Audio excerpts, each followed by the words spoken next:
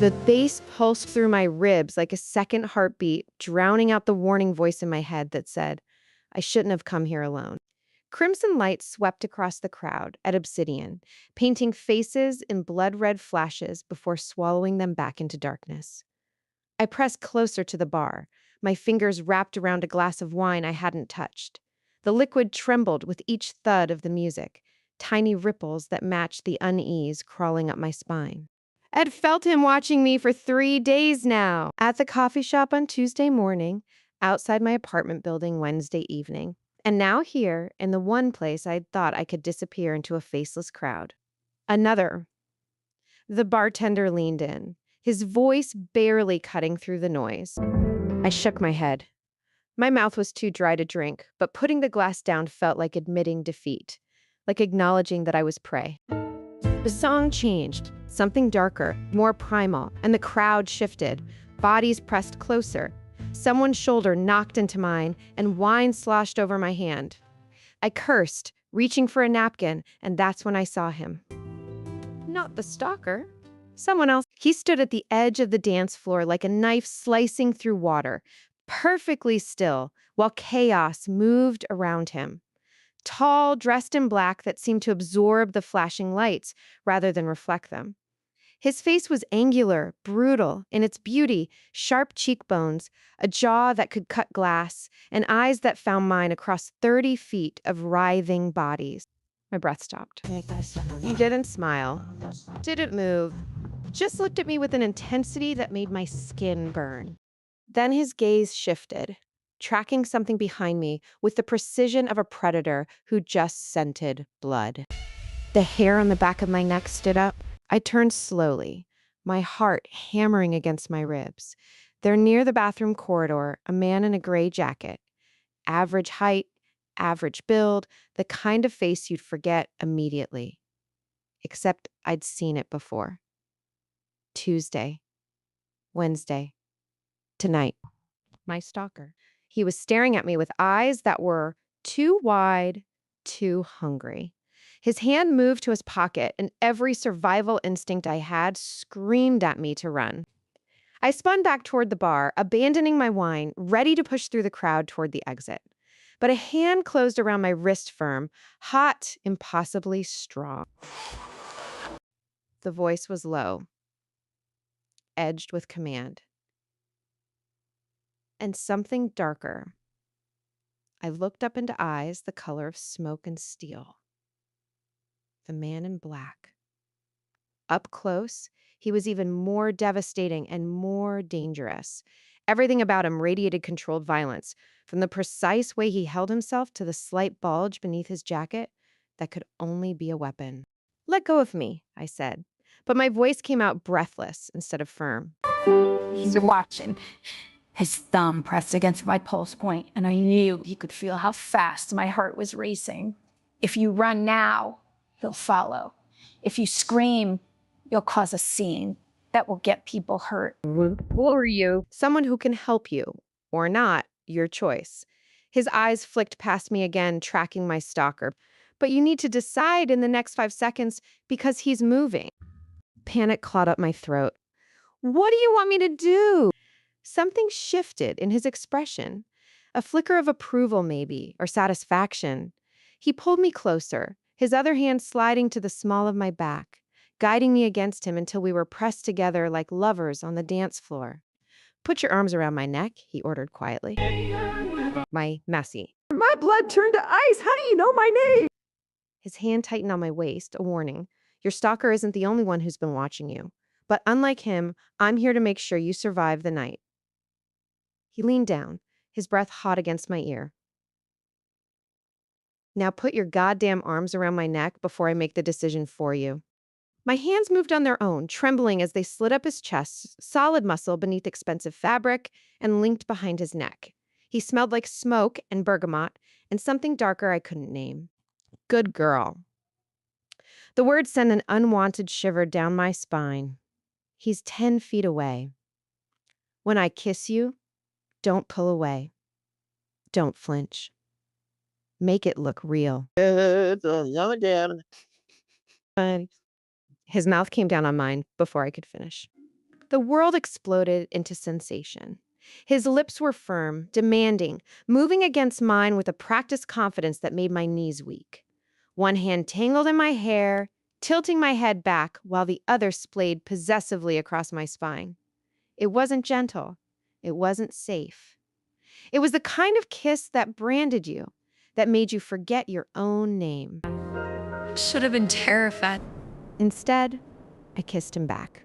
His body went rigid with surprise for half a second before he deepened the kiss, his tongue sweeping against mine in a way that made heat pool low in my belly. The music, the crowd, even my stalker, everything dissolved until there was only this. His mouth, his hands, the dangerous thrill of surrendering to a stranger, more frightening than the man who'd been following me. When he finally pulled back, we were both breathing hard. "He's gone," he said, his voice rough. But he didn't let me go. For now. His hands were still on me when reality crashed back in. I shoved against his chest, stumbling backward until my hip collided with the table. My lips felt swollen, burning with the memory of his mouth. Around us, people danced and laughed, oblivious to the fact that my entire world had just tilted on its axis. What the hell was that? I demanded, though my voice shook. He straightened his jacket with calm precision, his eyes never leaving mine.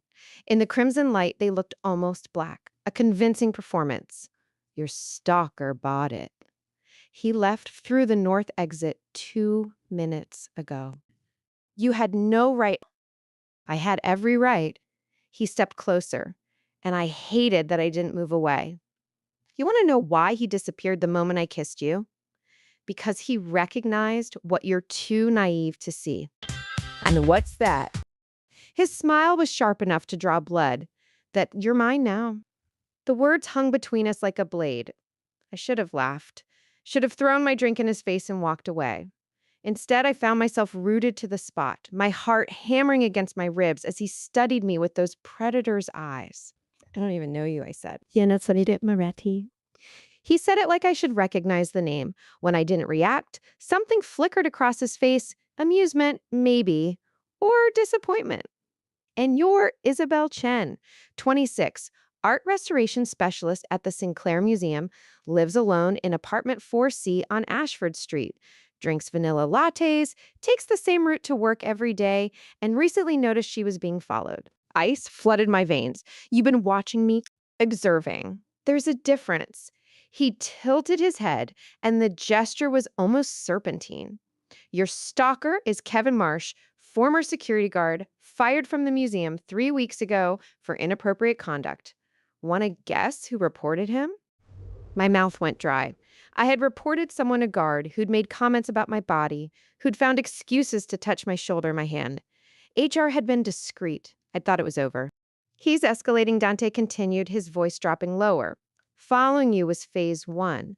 Breaking into your apartment while you were at work was phase 2. But it came out as a whisper. 2 days ago, he didn't take anything, just looked through your things, touched them. His jaw tightened almost imperceptibly. Smelled your pillows." Bile rose in my throat. I wrapped my arms around myself, suddenly cold despite the press of bodies. "How do you know all this?"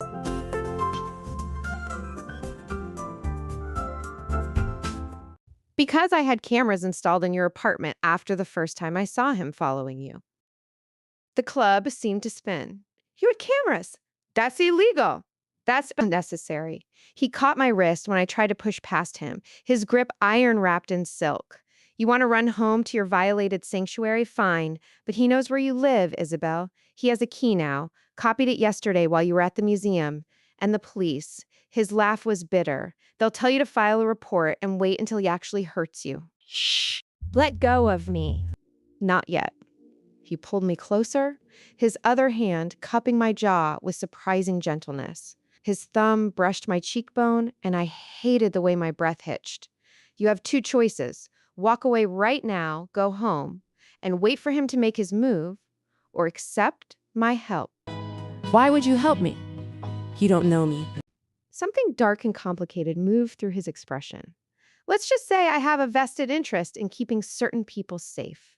His thumb traced my bottom lip, still sensitive from his kiss. And you intrigue me. That's not an answer. It's the only one you're getting tonight. He released me, but didn't step back. My car is outside. I have a secure location where you can stay until this is handled. His smile didn't reach his eyes. You really want that answer? I didn't. God help me, I didn't, because I could see the violence in him now, coiled beneath expensive clothes and careful control. Dante Moretti wasn't a good man. Whatever he was, whatever he did, it lived in shadows and left bodies behind.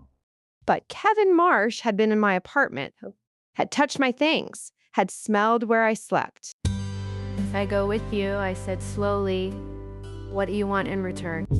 Smart girl. Approval colored his tone. I want you to trust me. Follow my instructions. Don't ask questions I can't answer. That's it. For now, his hand moved to the small of my back, guiding me toward the exit. Come on, we're leaving. I haven't said yes yet. He paused, looking down at me with those smoke and steel eyes. Yes, you have. You said yes the moment you kissed me back. His voice dropped to a whisper that only I could hear. You felt it too, didn't you? That pull, like recognition. I wanted to deny it, wanted to tell him he was insane, but my traitorous body remembered the heat of his mouth, the way his hands had felt on my skin, and the terrifying thrill of surrendering to someone dangerous. One night, I heard myself say, I'll stay one night and then I'm going to the police. His smile was slow, predatory, and utterly confident. Whatever you say, Bella. He led me through the crowd with a hand at my back, and people moved out of our way without seeming to realize they were doing it. Outside, the November air bit through my thin dress. A black Mercedes waited at the curb, engine running, driver invisible behind tinted windows. Dante opened the back door, and I hesitated. This was it. The moment of no return. I looked back at the club, at the false safety of crowds and noise. And then I thought of Kevin Marsh in my bedroom, touching my clothes, breathing in my scent. As with it in the car. Dante followed, and the door closed behind us with the soft finality of a prison cell locking shut. The car moved through the city like a shark, through dark water, silent, predatory, purposeful. I sat rigidly in the leather seat, hyper aware of Dante beside me. He'd removed his jacket, revealing a crisp white shirt that emphasized the breadth of his shoulders. A shoulder holster crossed his chest, the gun a brutal reminder of what he was. Where are we going? I asked, watching streetlights blur past the tinted windows. That's not an answer. He turned his head, and in the dim interior, his face was all sharp angles and shadow. You'll see in 10 minutes. Patience, Bella. Stop calling me that. Why? His lips curved slightly. It bothers you. You don't know me well enough for pet names. I know you bite your lower lip when you're nervous. His gaze dropped to my mouth.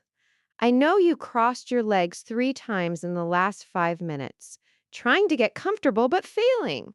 I know your pulse is racing, and you're debating whether jumping from a moving vehicle is worth the risk. My breath caught. I wasn't... Yes, you were. He shifted closer, and I caught that scent again. Smoke, bergamot danger. For the record, we're going 60 miles per hour. You break bones. Probably your neck. Comforting. I'm not here to comfort you, Isabel. I'm here to keep you alive. The car turned down a tree-lined street I didn't recognize, then through iron gates that opened automatically. My stomach dropped as we wound up a private drive toward a mansion that looked like it had been carved from moonlight and money. 3 stories of pale stone, tall windows glowing gold, manicured gardens stretching into darkness. This is your idea of a safe house. I breathed. This is my home. The car stopped beneath a portico, and Dante opened his door. I didn't move. I can't stay here. It's too much. He leaned back in, his face level with mine. Kevin Marsh drove past your apartment 17 minutes ago. Slow, looking for your car. In 3 hours, when you don't come home, he'll start getting desperate. His hand cupped my cheek, thumb brushing my jaw. Do you really want to be alone when that happens? Fear won over pride. I let him help me from the car. The entrance hall was obscene in its elegant marble floors that reflected chandelier light, a sweeping staircase, artwork that probably cost more than I'd earn in 10 years. But what caught my attention was the man standing at attention near the door, tall, muscular, with a scar bisecting his left eyebrow, armed. Marco will show you to your room, Dante said, already moving toward a hallway that led deeper into the house. Get some rest. We'll talk in the morning. Wait. I caught his arm, and he went still beneath my touch. The muscles were like iron. You can't just bring me here and disappear. I need answers. I need what you need, he interrupted, turning to face me fully, is sleep, food, safety, in that order. His expression softened almost imperceptibly. I know you're scared. I know this is overwhelming, but I gave you my word I'd protect you. And I don't break my promises. Why should I trust you? He smiled then, and it was the saddest thing I'd ever seen. You shouldn't, but right now, I'm all you have. He left before I could respond, disappearing down the hallway with that predator's grace. Marco gestured toward the staircase with professional courtesy, and I followed because I didn't know what else to do. My room was on the second floor, a suite that could have swallowed my entire apartment. King-size bed with silk sheets, attached bathroom with a tub big enough for 3 people, floor-to-ceiling windows overlooking gardens that seemed to go on forever. There's clothing in the closet, Marco said from the doorway, his voice surprisingly gentle. Your size. Toiletries in the bathroom. If you need anything, press the button by the bed. Someone will come. How did he know my size? Marco's expression didn't change. Mr. Moretti is thorough. He left, closing the door with a soft click. I heard the lock engage from the outside. My hand started shaking. I crossed to the windows, testing them. Locked. 3 stories up. No balcony, no fire escape. I was trapped in a beautiful cage with a man I didn't know, who somehow knew everything about me. The bathroom called to me like a siren song. I locked myself inside, that only door I controlled, and turned on the shower as hot as I could stand. Under the spray, I finally let myself fall apart. Silent sobs racked my body as reality crashed down. Kevin Marsh in my apartment, Dante's cameras watching me. That kiss. God, that kiss. I scrubbed my skin until it was raw, trying to wash away the feeling of being watched, hunted, claimed. When I emerged, wrapped in a towel that cost more than my rent, I found clothes laid out on the bed. Someone had been in the room while I showered, soft pajamas in dove gray, still warm as if fresh from a dryer. I touched them with trembling fingers, fighting the urge to check every corner for cameras. I dressed and climbed into bed, but sleep felt impossible. My mind raced through everything that had happened, trying to make sense of it. Who was Dante Moretti? What did he really want from me? And why did part of me, the irrational, self-destructive part, want to find him right now and demand answers? I was still awake an hour later when I heard it. Footsteps in the hallway, stopping outside my door. The handle turned slowly, testing the lock. My heart climbed into my throat. Then so quiet, I almost missed it. Sleep, Bella. You're safe here. Dante's voice, rough with something I couldn't name.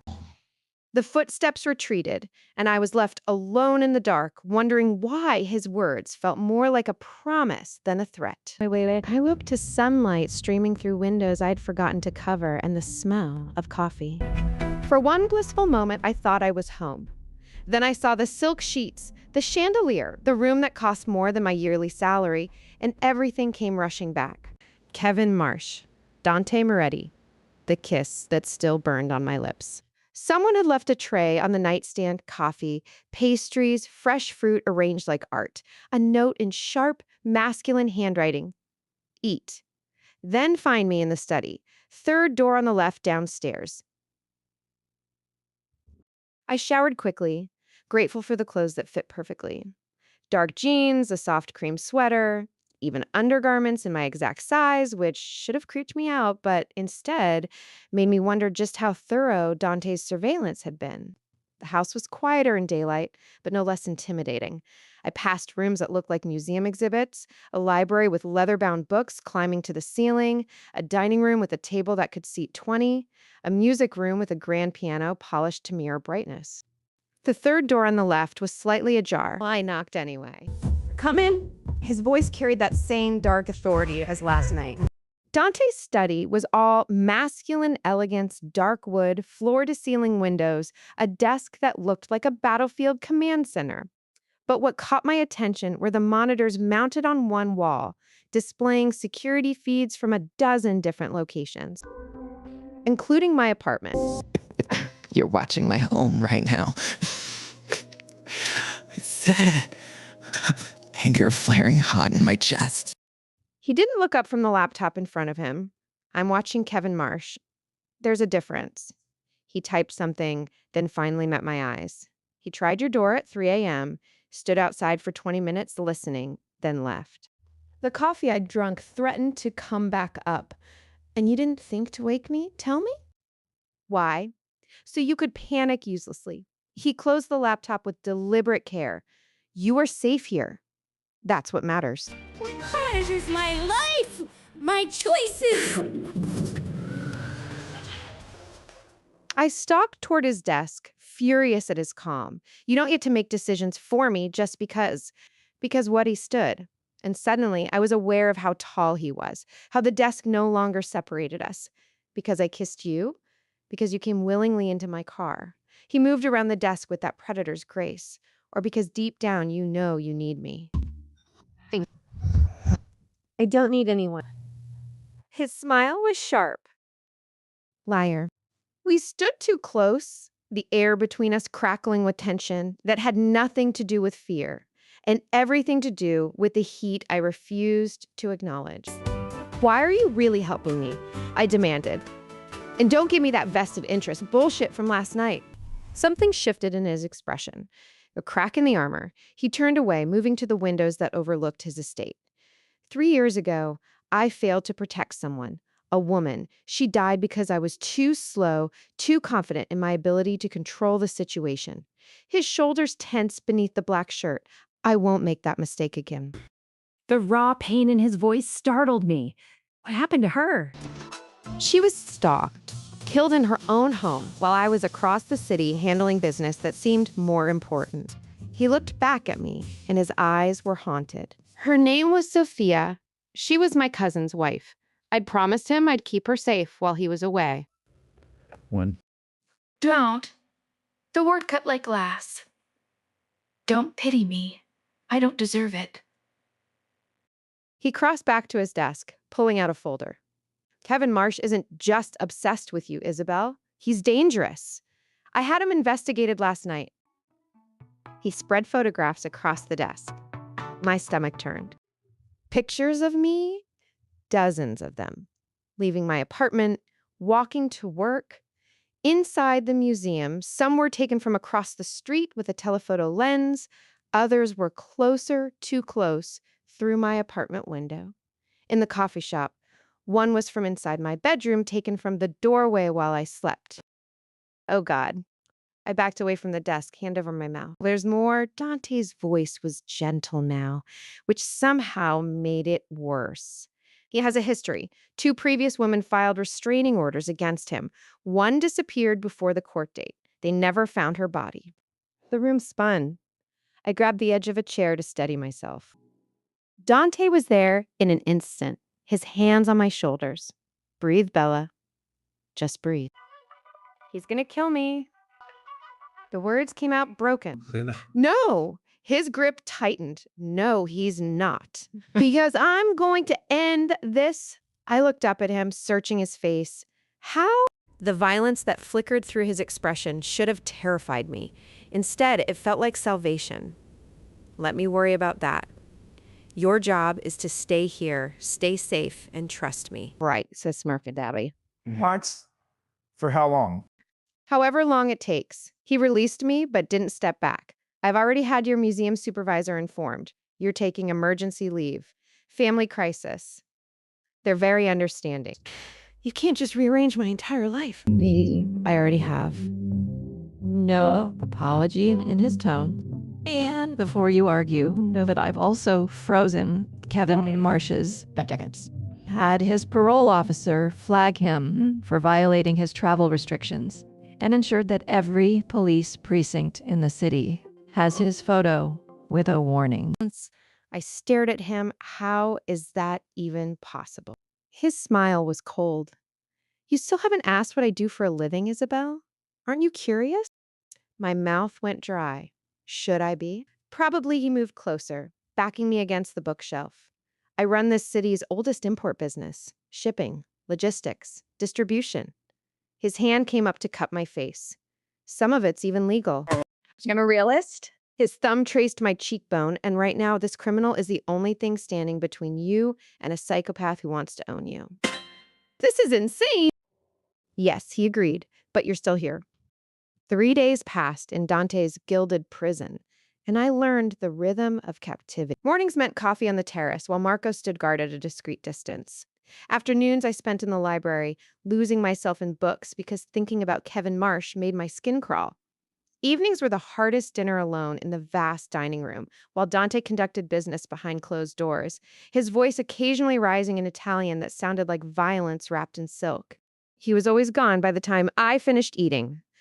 Always back after I'd retreated to my room, but I felt him in the hallway outside my door late at night, in the way certain books appeared on my nightstand, art history texts I'd mentioned loving, in the fresh flowers that materialized in my room each morning, always white roses.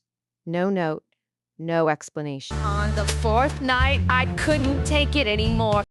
I found him in his study at midnight, jacket discarded, sleeves rolled up to reveal forearms corded with muscle.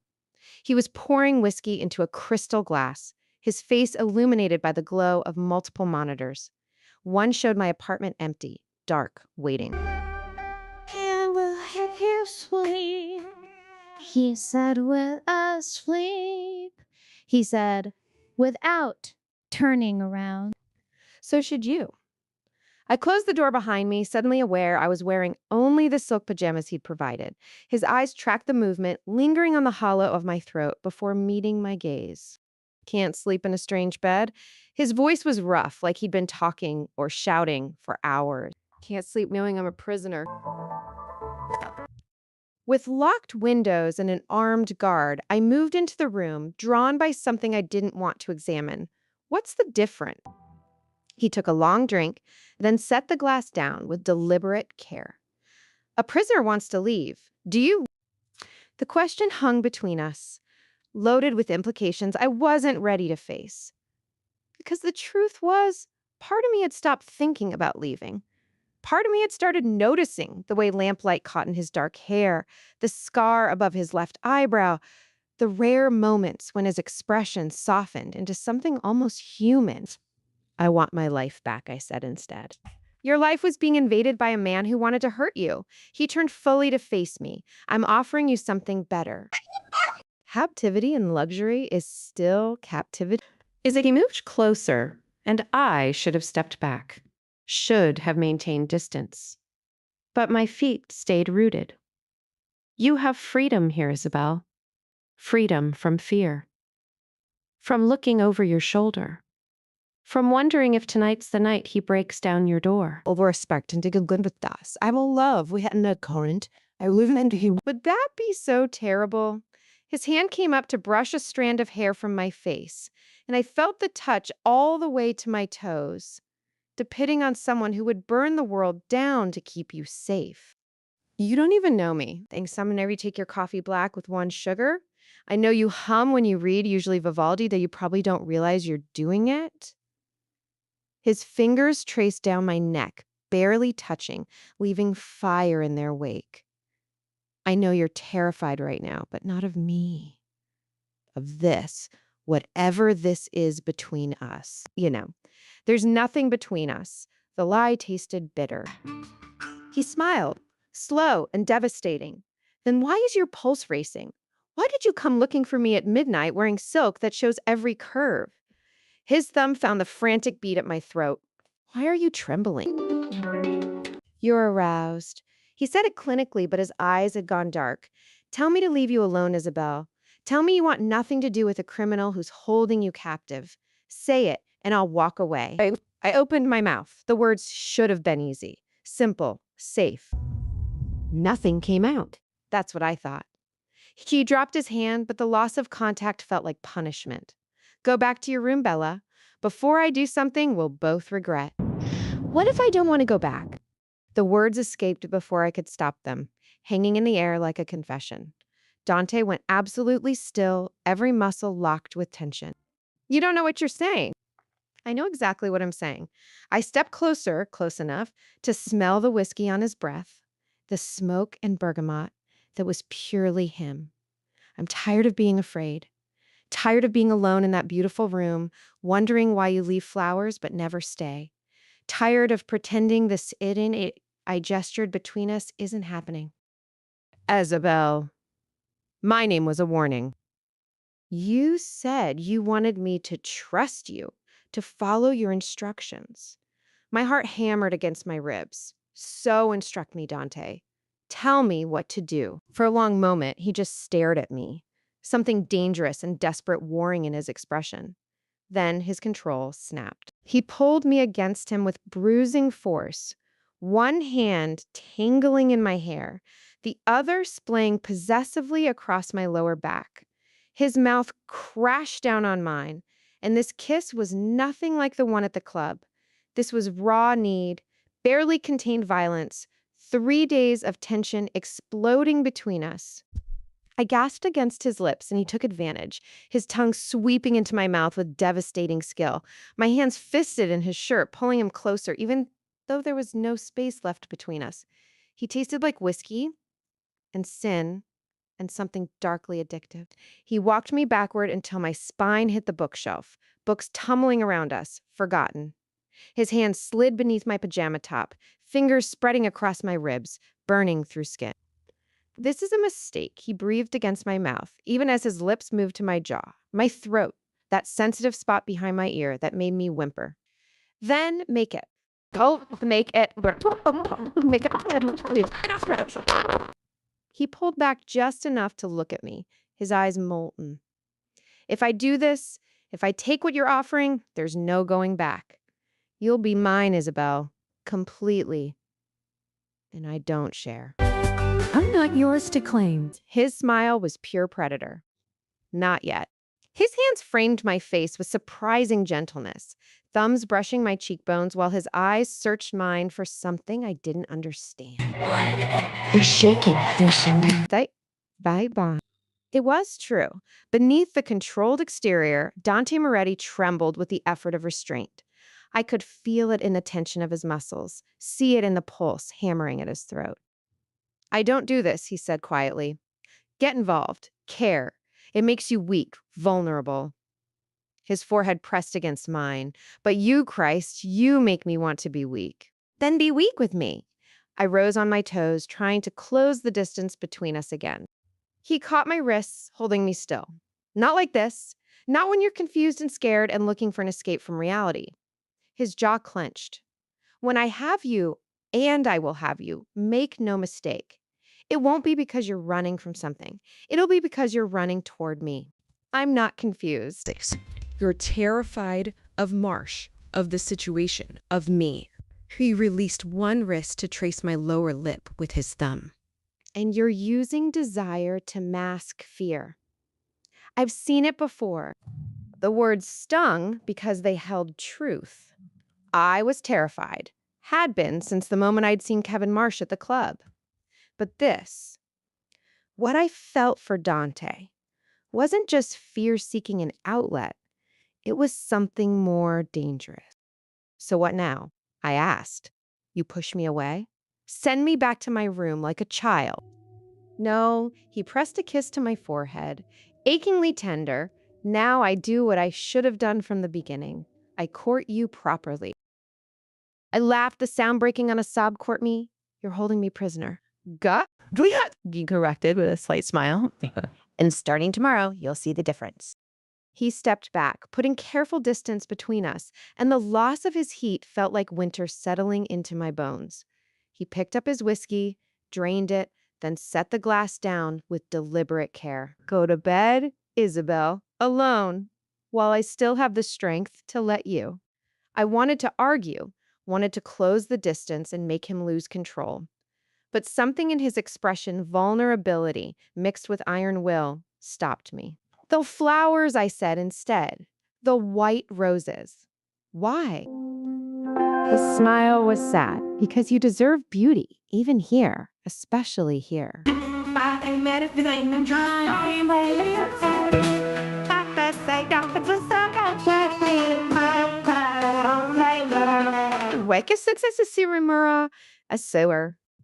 The next morning, everything changed. Marco knocked on my door at 8, carrying not breakfast, but an invitation written in Dante's precise handwriting. The gardens. 9 o'clock, dress comfortably. I found him waiting by the fountain, dressed in dark jeans and a gray sweater that made him look younger, almost approachable. Almost. You came, he said, as if there'd been doubt. Did I have a choice? Always.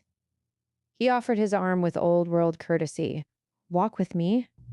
We moved through gardens that belonged in a fairy tale. Roses, climbing trellises, stone pathways lined with lavender, a small pond where koi flashed gold beneath the surface. Dante didn't touch me beyond my hand on his arm, didn't push or demand. He just talked. About the estate inherited from his grandfather. About growing up in two worlds, the legitimate business his father built and the shadow empire his uncle controlled. About learning early that loyalty was currency and trust was weakness. My mother wanted me to be a doctor, he said, stopping beside a marble bench. Can you imagine? These hands, and he held them up, scarred knuckles, calluses I hadn't noticed before. Holding a scalpel instead of a gun. What happened to her? Your mother. Carnice! I was 17. He sat on the bench, and after a moment, I joined him. She made me promise I'd get out, go to college, build something legitimate. I lasted 1 semester before my uncle called me home, said the family needed me, and I came running like a trained dog. You were 17, still a kid. Old enough to know better. He looked at me then, really looked, and I saw the weight he carried. I've done terrible things, Isabel, hurt people, destroyed lives, told myself it was necessary, that it was just business. But the truth is, I liked it. The power, the control, the fear in people's eyes when they realized what I was capable of. Why are you telling me this? Because you deserve to know what you're getting involved with. His hand found mine, fingers interlacing. I'm not a good man. I won't magically become one. But with you, I want to try to be better. My throat tightened. Dante, let me finish. His thumb stroked circles on my palm. I'm giving you a choice. A real one. Stay here with me, see where this goes, knowing exactly what I am, or I'll arrange for you to disappear. New city, new identity. Enough money to start over. Kevin Marsh will never find you. And if I stay mean, Then you're mine to protect. Mine to cherish. His eyes darkened. Eventually, mine in every way that matters. But on your terms, your timeline. No pressure, no manipulation. That's unexpectedly romantic for a criminal. And it transformed his face. I'm full of surprises. We sat in silence, hands linked, while birds sang overhead and sunlight filtered through the trees. It should have felt surreal, this moment of peace with a man who'd admitted to violence, who held me in a gilded cage. But instead, it felt right, like two broken pieces finding unexpected alignment. I need time, I finally said, to think, to process. What do you rehearse ago? To everyone. Take all the time you need. He raised my hand to his lips, pressing a kiss to my knuckles. I'm not going anywhere. His phone buzzed. He glanced at it, and his entire demeanor shifted, shoulders tensing, jaw hardening. What is it? I asked. He stood, pulling me up with him. Kevin Marsh just bought a plane ticket to Chicago. One way, leaving tonight. Chicago, Gerenswit. He doesn't know that. Dante's smile was cold, predatory, which means my plan is working. What plan? I demanded, following Dante as he strode back toward the house with military precision. Dante, what did you do? What was necessary? He was already on his phone, speaking rapid Italian to someone. The only words I caught were aeroporto and what sounded like a death threat. Marco appeared at the terrace doors, tension radiating from every line of his body. Boss, we have a problem. Dante's expression went arctic. Marsh. No, Salvatore. The name meant nothing to me, but Dante's reaction spoke volumes. His hand tightened on his phone until I heard the case crack. When? 20 minutes ago, he's waiting in your office. Marco's gaze flicked to me, apologetic. He brought men. Six. Dante cursed in Italian, then turned to me. Go to your room, lock the door. Don't open it for anyone but me. Politics. He cupped my face, the gesture both possessive and protective. Dangerous, bloody politics that you don't need to be part of. Please, Isabel, trust me and go. The please undid me. I nodded, and he pressed a hard kiss to my forehead before disappearing into the house with Marco at his heels. I made it halfway to the stairs before curiosity and fear changed my mind. The study door was closed, but not locked. I pressed myself against the wall beside it, heart hammering, and listened. I can't keep her here indefinitely. A voice I didn't recognize, smooth as poisoned honey. People are asking questions, Dante. Questions I'm finding difficult to answer. Salvatore, Dante's voice was cold steel. Since when do I answer to you? Since your little rescue operation started drawing attention from the feds. Papers rustled. Art restoration specialist disappears the same week you have 6 meetings with Chinese import distributors. It looks like you're using her as leverage. A hostage. She's not a hostage. She's under my protection. From what? A pathetic stalker Salvatore laughed, and the sound made my skin crawl. You mobilized half your network, burned favors with the police commissioner, and locked down this estate like it's a fortress. For a woman you met 4 days ago. That's not protection, cousin. That's obsession. Cousin. The word hit me like a fist. My personal life is none of your concern, Dante said. It is when it affects the family business. The commissioner is nervous. They think you're compromised. Weak, a pause. They're calling for a vote. Let them vote. They'll remove you, Dante, strip your territories. Everything our grandfather built. I don't care. The words crack through the air like a gunshot. For once in my God-forsaken life, I don't care about territories or votes, or the commissioner's opinion. She matters more. Silence. Then Salvatore spoke, his voice deadly quiet. You really have lost your mind. Then let me make this simple. Footsteps moving closer to the door. The girl leaves tonight, or I tell the commissioner about the Chicago operation. About the shipment you've been hiding. About the $20 million in unaccounted revenue. My blood turned to ice. You wouldn't, but Dante's voice held doubt. Try me, Mamata. Salvatore's shadow fell across the crack in the door. I've protected you for years, cousin. Covered your mistakes, lied to our uncle. But this is suicide, and I won't let you drag the family down with you. So what are you proposing? Give me the girl. Let me relocate her properly. Quietly. The stalker gets handled, she gets a new life, and you go back to being the man we need you to be. Salvatore's voice softened. The man your mother wanted you to be. Don't. The word was wrong. Don't bring her into this. She'd be ashamed of what you've become, what you're willing to sacrifice for a woman you barely know. Something crashed, glass shattering against the wall. Get out. Get strong. Before I forget, we share blood. Footsteps retreated. The door opened, and I barely had time to duck into a nearby alcove before Salvatore emerged with his men. He was tall, handsome in a cruel way, with Dante's dark eyes but none of his complexity.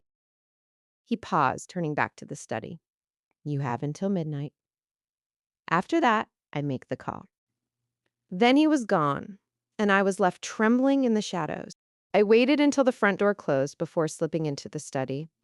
Dante stood at the window, hands braced against the frame, head bowed. Whiskey dripped down the wall where he'd thrown his glass. "How much did you hear?" he asked without turning. I moved closer, carefully avoiding the broken glass. "You're in trouble. Because of me. I'm always in trouble." He laughed bitterly. "This is just a new flavor of it. Saw your family next for you. The light down. Don't find that." He spun to face me, and the anguish in his eyes stole my breath. "Don't tell me to let you go. Don't tell me it's not worth it. Don't tell me to choose the family over you, because I already know what I'm going to do." What are you going to do? He crossed the room in 3 strides, pulling me against him with desperate force. His forehead pressed to mine, and I felt him shaking. "Something incredibly stupid," he whispered. "Something that will probably get us both killed. That's not an answer. It's the only one I have." He pulled back to look at me, and his expression was fierce. "I told you I failed, Sophia, that I was too slow, too arrogant. I won't fail you, Isabel, even if it costs me everything. There has to be another way to cure." The lights went out. Every light in the house, all at once, plunging us into darkness. Dante's hand found mine in the blackness. "Stay close to me. Don't make a sound." Then I heard it. Footsteps. Multiple sets. Moving through the house with military precision. Defense.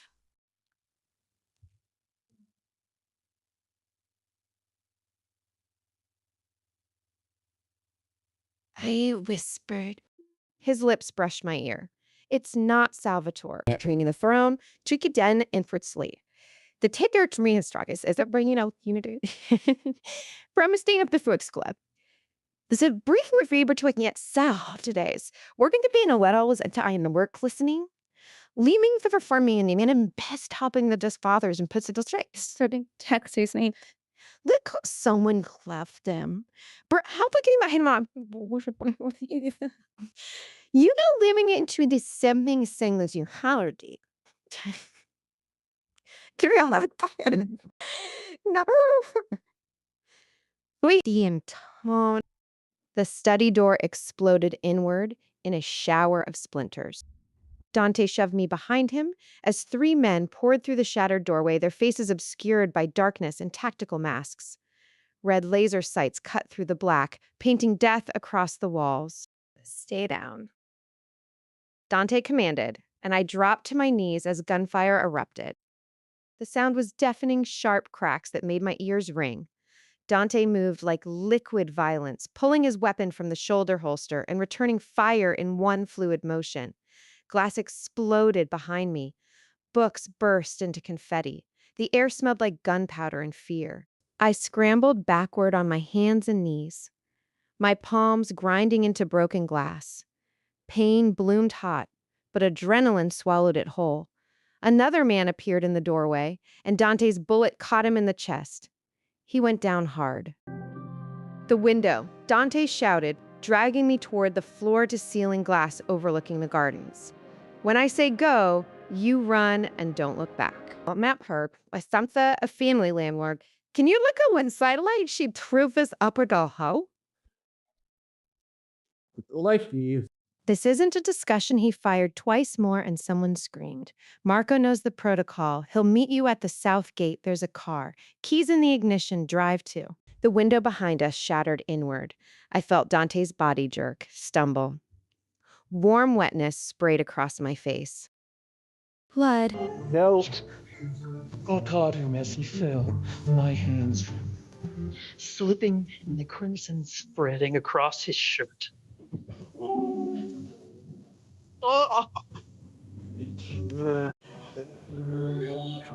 Ending the dings. Go. He gasped, pressing his gun into my trembling hands. "Please, Bella, please." "I'm not leaving you." More footsteps. Someone was coming through the window. Dante tried to push me away, but his strength was failing. I could see it in the way his eyes fought to focus, the way his breathing came in shallow gasps. The gun in my hand felt foreign, impossibly heavy.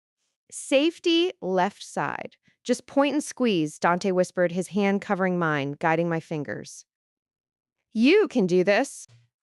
A figure climbed through the window frame, silhouetted against the moonlight. Male, tall, armed. I raised the gun with shaking hands.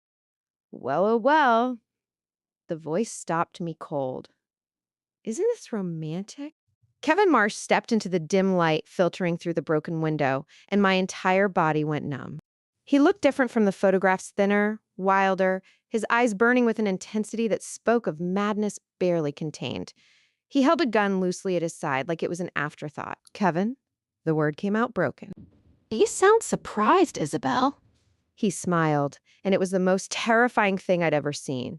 Did you think I was in Chicago? That was misdirection, sweetheart. I've been watching this house for 3 days, waiting for the perfect moment. Dante tried to sit up, failed. This isn't about her. It's about me. Take it up with me. Oh, but it is about her. Kevin moved closer, and I raised the gun higher. He laughed. You won't shoot me. You're not like him. You're good, pure. That's why I love you. You don't love me. You don't even know me. I know everything about you. His voice turned tender, which was somehow worse than anger.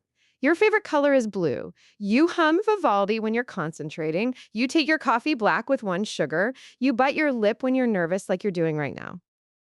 The details jarred taste sauce. Coming from Kevin's mouth made me want to vomit.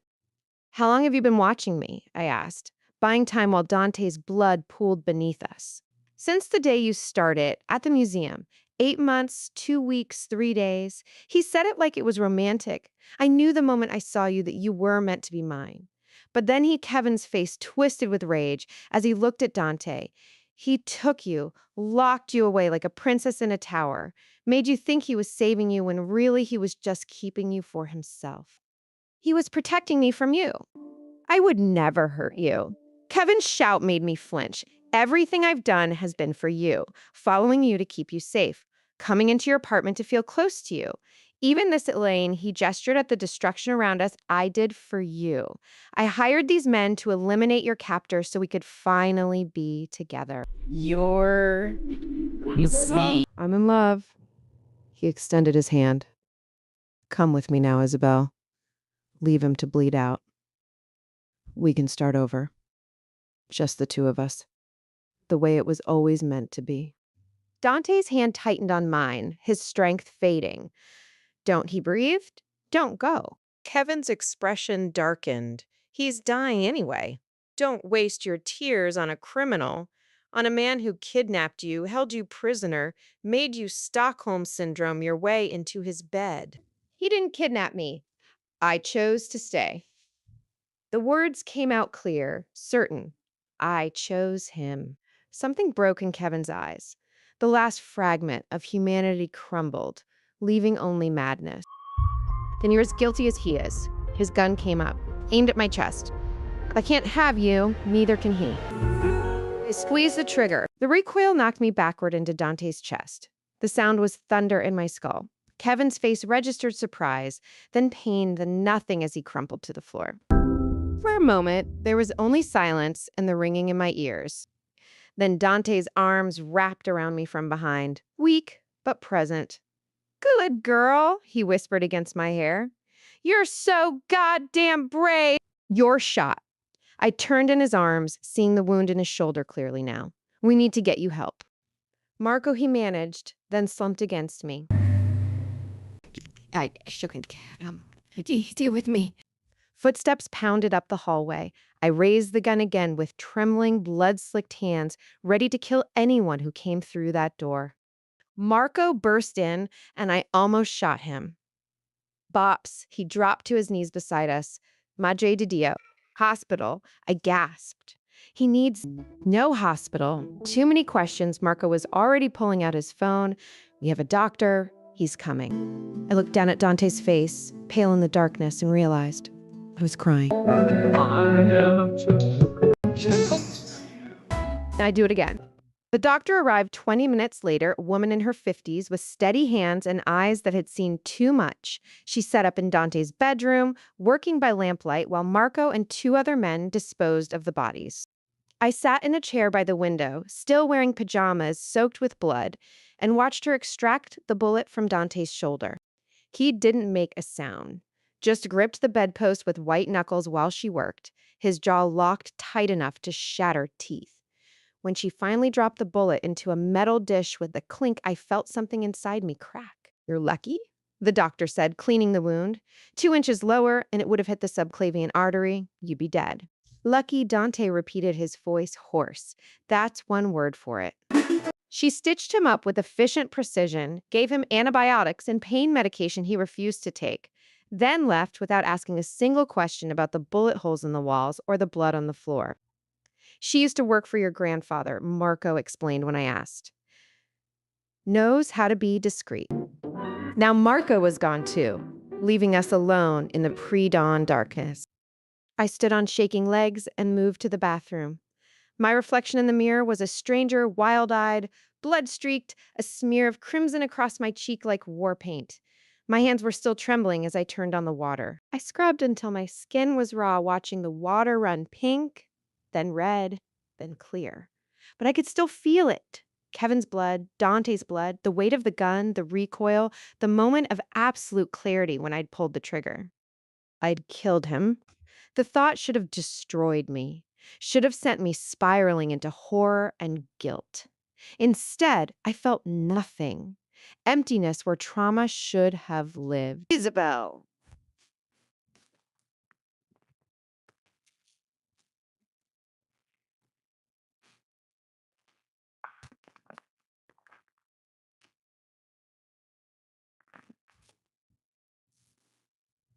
Isabel. Dante's voice from the doorway. "Come here." I turned to find him leaning against the frame, his shoulder bandaged, his chest bare. He looked like a fallen angel, beautiful and dangerous, and somehow more vulnerable than I'd ever seen him. "You should be resting," I said. "So should you." He extended his good hand. "Please." I crossed to him, and he pulled me against his uninjured side, guiding me back to the bed. We lay down together, his arm around me, my head on his chest where I could hear his heartbeat, steady, strong, alive. "I killed him," I whispered. "Me? You survived him." His fingers combed through my damp hair.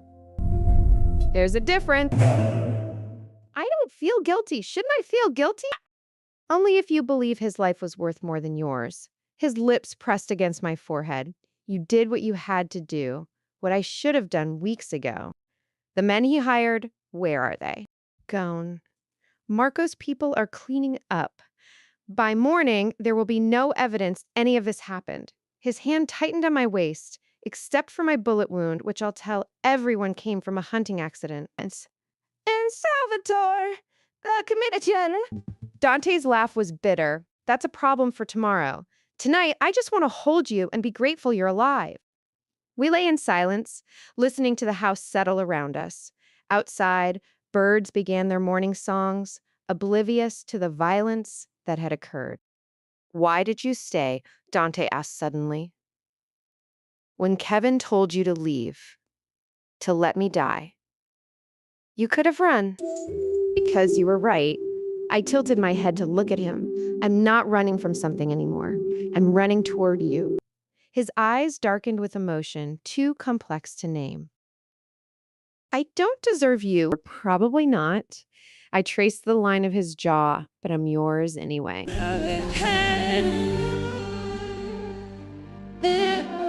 I mean it. I sat up, needing him to see my face, to understand I wasn't speaking from shock or gratitude. "I choose you, the criminal, the killer, the man who threatened his entire empire to keep me safe. I choose all of it." He pulled me down to him, his kiss gentle despite the violence we'd survived. His good hand cupped my face, thumb brushing away tears I hadn't realized I was crying. "Then I'm yours too." He breathed against my lips, completely, irrevocably, until my last breath. Ha ha ha. That's very dramatic. I'm Italian. It's genetic. His smile faded, but I mean it, Bella. Everything I am, everything I have, it's yours. The good, the bad, and the blood-soaked. I kissed him again, deeper this time, pouring everything I couldn't say into the press of lips and tongue.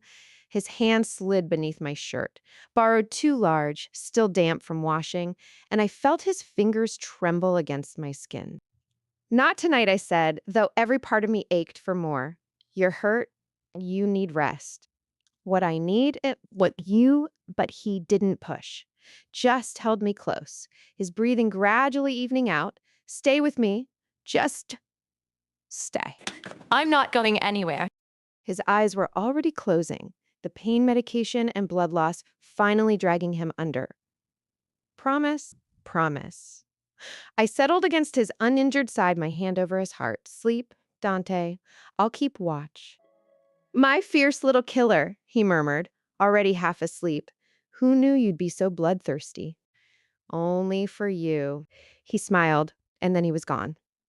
Lost to exhaustion and trauma, and the body's desperate need to heal. I stayed awake, watching dawn paint the sky in shades of pink and gold. Somewhere in the house, Marco's men were erasing evidence of murder. Somewhere in the city, Salvatore was planning his next move. And somewhere inside me, a line had been crossed that could never be uncrossed. I'd killed for Dante Moretti, and I'd do it again, that accusation. The realization should have terrified me. Instead, it felt like acceptance, like finally understanding who I was becoming in his world. We're gonna begin. Something far more dangerous. His equal. Dante slept for 18 hours straight. I stayed by his side through all of it, leaving only when Marco brought food I couldn't eat and updates I didn't want to hear. The police had ruled Kevin Marsh's death a gang-related incident.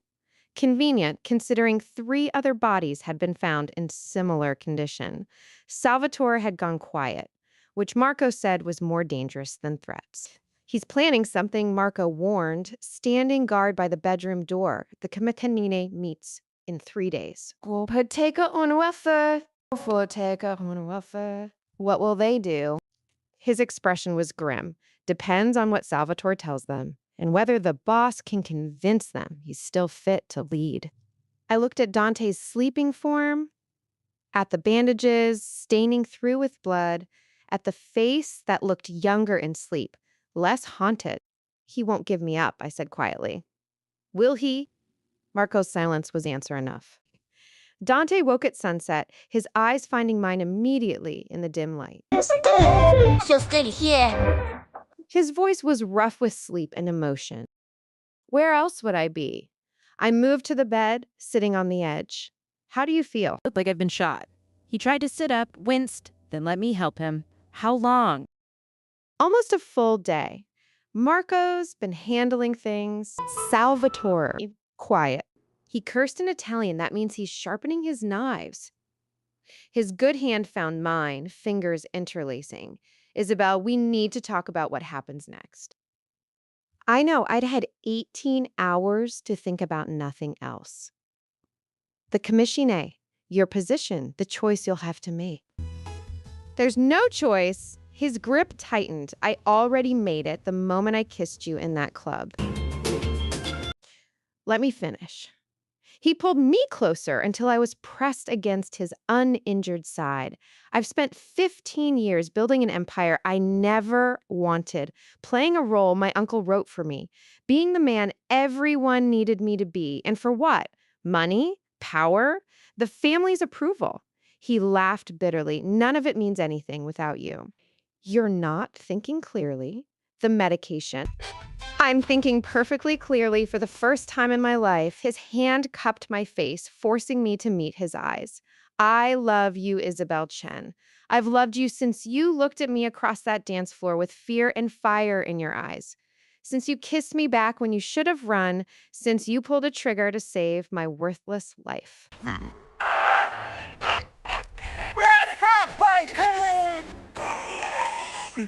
You don't love me. You barely know me.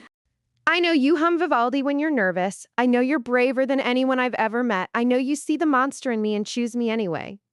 His thumb brushed my cheekbone. I know that losing you would destroy me more completely than any bullet ever could. Tears spilled down my cheeks. This is insane. Yes, he smiled. But so are we. I kissed him then, tasting salt and truth and the terrifying weight of words that couldn't be unsaid. His good arm pulled me closer, and I was careful not to jar his injured shoulder as I settled against him. I love you too, I whispered against his lips. God help me. I love you too. Then marry me. I pulled back, certain I'd misheard. Marry me. His expression was absolutely serious. Before the commissione meets, before Salvatore makes his move, make it impossible for anyone to separate us. That's not how marriage works. With understand for trashing baby talking to you. To me, run. In my world, it is. His fingers traced my jaw. A wife can't be forced to testify against her husband, can't be used as leverage, and the commissione respects family bonds. If you're my wife, Salvatore's accusations lose their power. So this is strategy, a business move. This is survival. He pressed his forehead to mine, and love, and desperate hope that you'll say yes to a man who doesn't deserve you, but will spend every day trying to be worthy of you. I'm shilling me nothing. My heart hammered against my ribs. This is crazy. I know.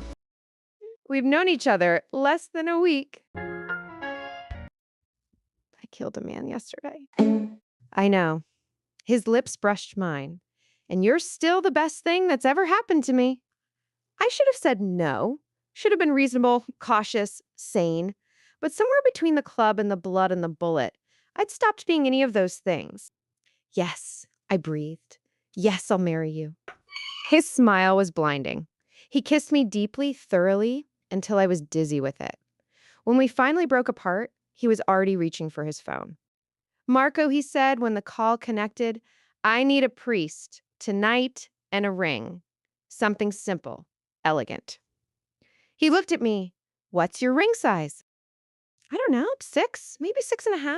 6.5, white gold, no diamonds, something she can wear every day without thinking about. He paused, listening. I don't care what you have to do or who you have to wake up. Make it happen. He ended the call and pulled me back against him. We'll be married by midnight. In that room. I've stood through worse. His hand slid into my hair. Nothing is keeping me from making you mine, officially, legally, irrevocably. Dante Moretti, you're insane. Dante Moretti Chen, he corrected with a slight smile. We're hyphenating. I'm very modern. Despite everything, the blood, the bodies, the danger still lurking. I laughed. Real, genuine laughter that felt like light breaking through darkness. We were married 3 hours later in Dante's private chapel, with Marco as witness and a priest who asked no questions. I wore a simple white dress that appeared like magic, and Dante stood tall despite the pain, his hand steady as he slid a platinum band onto my finger. When the priest said, "You may kiss your bride," Dante pulled me close and whispered against my lips, "Mine." Yours. I agreed, always. Outside, dawn was breaking over the estate. A new day, a new life will enter Hazard's hand. And whatever came next, Salvatore, the Caminesi, the darkness that lived in Dante's world, we'd face it together.